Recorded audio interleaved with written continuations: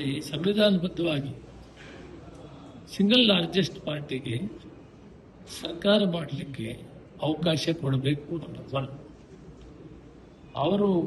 ಅವರಿಗೆ ಪದಗ್ರಹಣ ಕೂಡ ಆಗಬೇಕು ಮುಖ್ಯಮಂತ್ರಿ.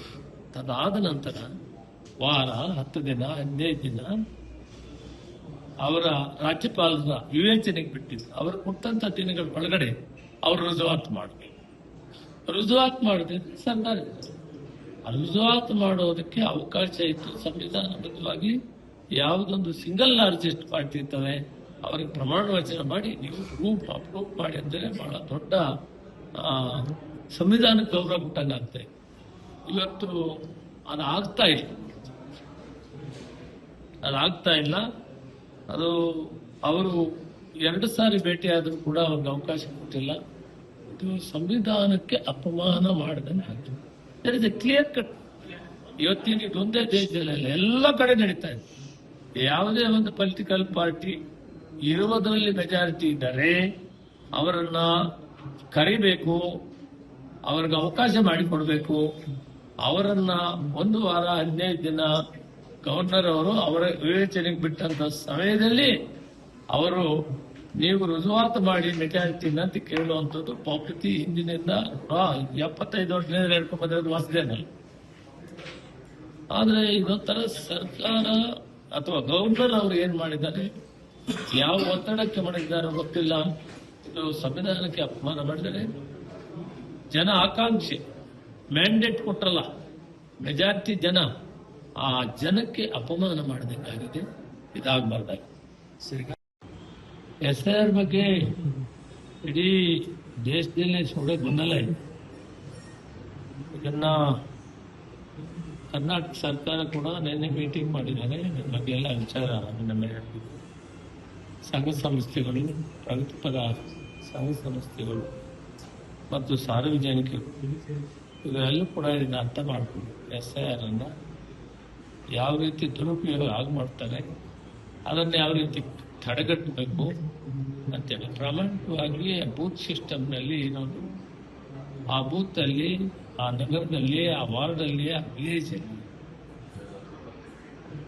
ಈ ಬೂತ್ ಕಮಿಟಿಗಳು ಏನಿರ್ತಾರೆ ಅವರು ಕೆಲಸ ಮಾಡ್ತಾರೆ. ಸರ್ಕಾರದವರು BLA 1 ಅಂತಿರ್ತಾರೆ, ನಮ್ಮ ರಾಜಕೀಯ ಪಕ್ಷಗಳು BLA 2 ಅಂತಿರ್ತಾರೆ. ಅವರವರು ರಾಜಕೀಯ ಪಕ್ಷಗಳು ಕೂಡ ಮುತುವರ್ಜಿ ವಹಿಸಬೇಕು. ಸರ್ಕಾರ ಏನ್ BLA 1 ಮಾಡಿದರೆ ಅದನ್ನು ಕೂಡ ಜವಾಬ್ದಾರಿ ಕೆಲಸ ಮಾಡಬೇಕು. ಮತಗಳನ್ನ ತೆಗೆಯುವಂತ ವೋಟರ್ ಲಿಸ್ಟ್ ಇದು ಇಡೀ ದೇಶದಲ್ಲಿ ಕೂಡ ಸಂಶಯಾಸ್ಪದವಾದಂತ ವ್ಯವಸ್ಥೆ ಆಗಿದೆ SIR.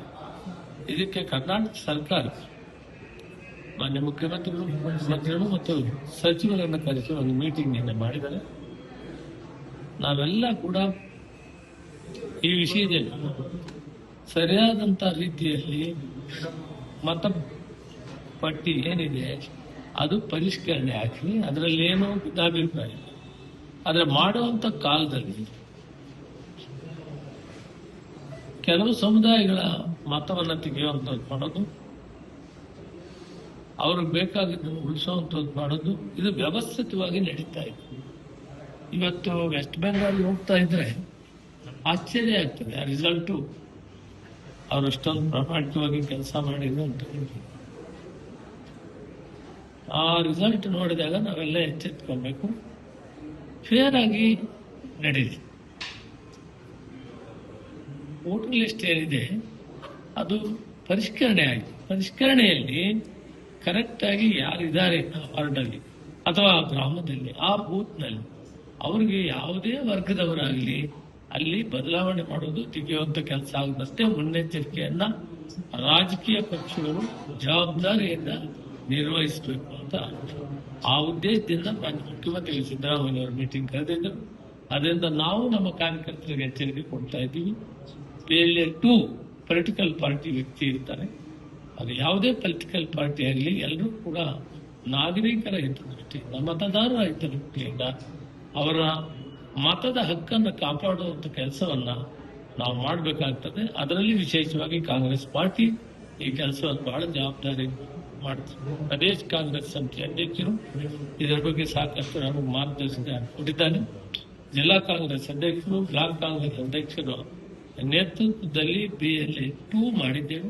ಅವರ ಮುಖಾಂತರ ಮಾಹಿತಿ ಸಂಗ್ರಹಣೆ ಮಾಡ್ತೀವಿ. ಪರಿಷ್ಕರಣೆ ಕ್ರಮಬದ್ಧವಾಗಲಿ, ಅದರಲ್ಲಿ ಏರ್ಪೇರಾಗೋಕ್ಕೆ ಬಿಡೋದಿಲ್ಲ.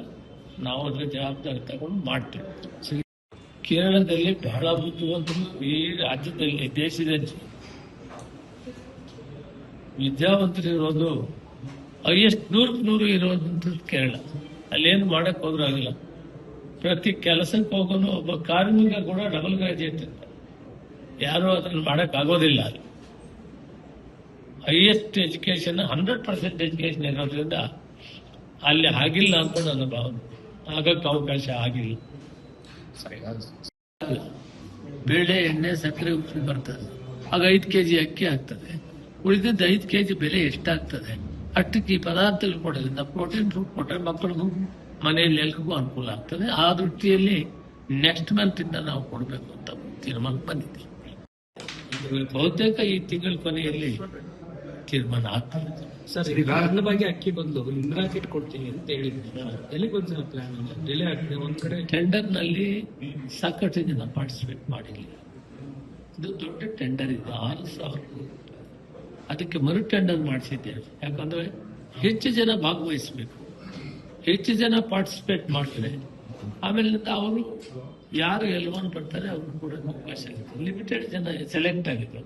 ಅದಕ್ಕೆ ಮತ್ತೆ ನಾವು ಹೆಚ್ಚು ಜನ ಪಾರ್ಟಿಸಿಪೇಟ್ ಮಾಡಲಿ ಅಂತ ಹೇಳ್ಬಿಟ್ಟು ಅವಕಾಶ ಮಾಡಿಕೊಟ್ಟಿದ್ವಿ. ಬಹುತೇಕ ಈ ವಾರದಲ್ಲಿ ಎಲ್ಲರೂ ಹೆಚ್ಚು ಜನ ಪಾರ್ಟಿಸಿಪೇಟ್ ಮಾಡ್ತಾರೆ. ಅದರಲ್ಲಿ ಯಾರು ಎಲಿಜಿಬಿಲಿಟಿ ಬರ್ತಾರೆ, ಯಾರು ಎಲ್ವನ್ ಬರ್ತಾರೆ ಅವರಿಗೆ ಕೊಡುವಂಥದ್ದು ಅಂತ ಆದಷ್ಟು ಬೇಗ ಆಗ್ತದೆ. ಹತ್ರ ಬಂದಿದೆ ಅದು ಕಾರ್ಯಕ್ರಮ.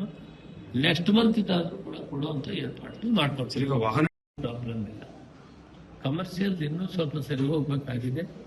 ಆದ್ರೂ ಕೂಡ ಅವ್ರ ಮುಂದಾಲೋಚನೆ ಎಲ್ದಿನ ಮಾಡ್ಕೊಡು. 3 ತಿಂಗಳಿಂದ ಎಚ್ಚರಿಕೆ ಇತ್ತು ಇದ್ದಾಗ. ಈಗ ರಷ್ಯಾ ಅಥವಾ ನಮಗೆ ಆ ಸ್ನೇಹ ಭಾವಂತಿರುವಂತ ರಾಷ್ಟ್ರಗಳಿಂದ ಪ್ಲಾನ್ ಮಾಡ್ಕೊಂಡ್ಬಿಟ್ಟಿದ್ರೆ ಈ ಗೊಂದಲ ಆಗ್ತಿದ್ದಾರೆ. ಲಕ್ಷಾಂತರ ಜನರು ಬಂದ್ರೆ, ಲಕ್ಷಾಂತರ ಕೋಟಿ ರೂಪಾಯಿ ಲಾಸ್ ಆಗಿದೆ. ಹೋಟ್ಲ್ ಮಾಲೀಕರು ಸಾಲ ತಗೊಂಡು ಕೆಲಸ ಮಾಡ್ತಾ ಇದ್ರು. ಬೇರೆ ಬೇರೆ ರಾಜ್ಯಗಳಿಂದ ಬಂದು ಇಲ್ಲಿ ಕೆಲಸ ಮಾಡುವಂತ ಕಾರ್ಮಿಕರು. ಒಟ್ಟಾರೆ ಇವೆಲ್ಲ ಕೂಡ ಬಿಜೆಪಿ ಎಲ್ಲೋ ಒಂದು ಕಡೆ ದೂರದೃಷ್ಟಿಯಲ್ಲಿದೆ, ವಿಫಲವಾಗಿತ್ತು. ಯುದ್ಧ ಬರೋದು, ಯುದ್ಧ ಆಗೋ ಸೂಚನೆಗಳು 3 ತಿಂಗಳ ಮೊದಲೇ ಅವ್ರಿಗೆ ಗೊತ್ತಿತ್ತು.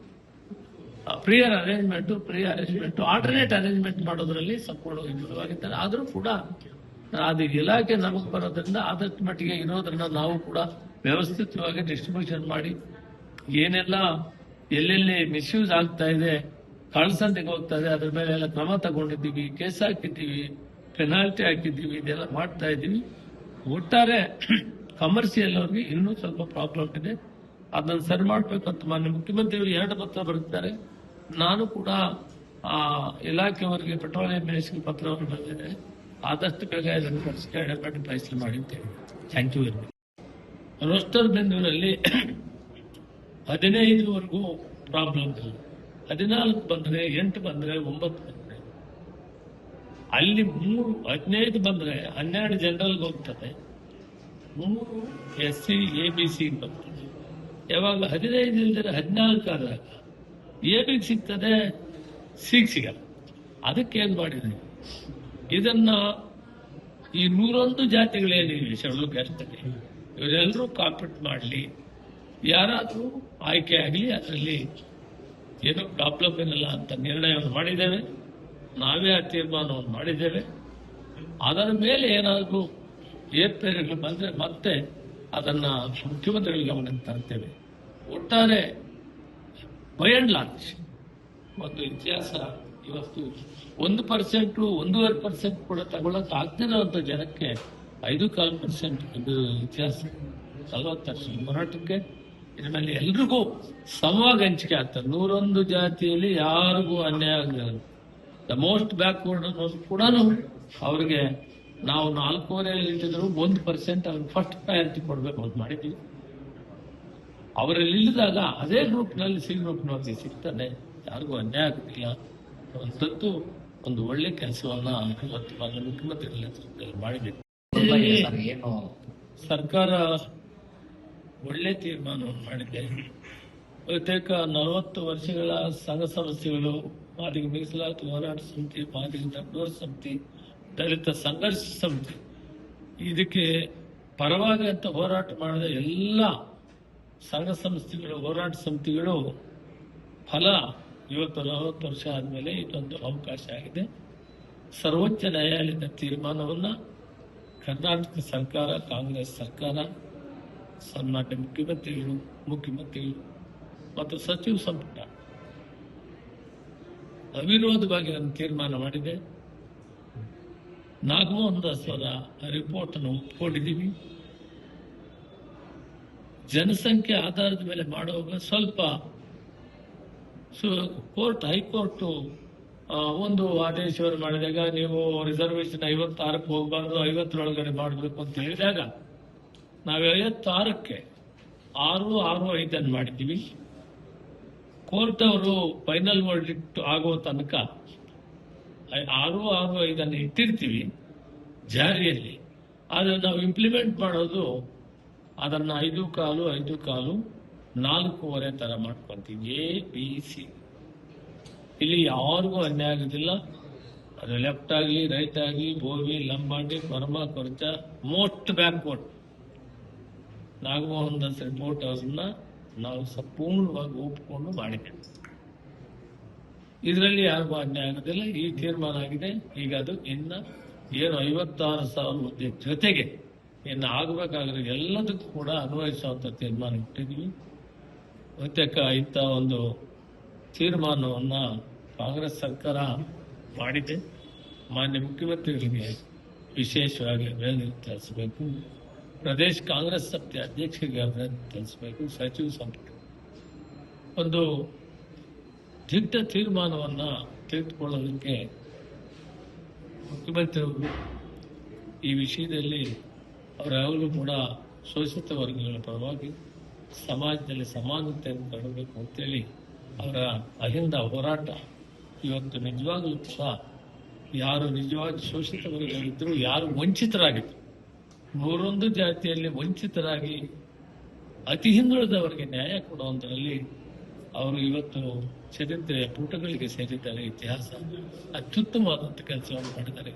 ಅವರಿಗೆ ವಿಶೇಷವಾದ ಅಭಿನಂದನೆಗಳನ್ನು ನಾವು ಹೋರಾಟ ಸಮಿತಿಗಳು ತಿಳಿಸ್ಬೇಕಾಗ್ತದೆ, ತಿಳಿಸ್ತಾ ಇದ್ದೀವಿ. ಈಗಾಗಲೇ ಮಮತಾ ಬ್ಯಾನರ್ಜಿ ಇದ್ರ ಬಗ್ಗೆ ಸಾಕಷ್ಟು ಸಾರಿ ಪ್ರೆಸ್ ಕಾನ್ಫರೆನ್ಸ್ ಮಾಡಿ ಹೇಳಿದ್ದಾರೆ.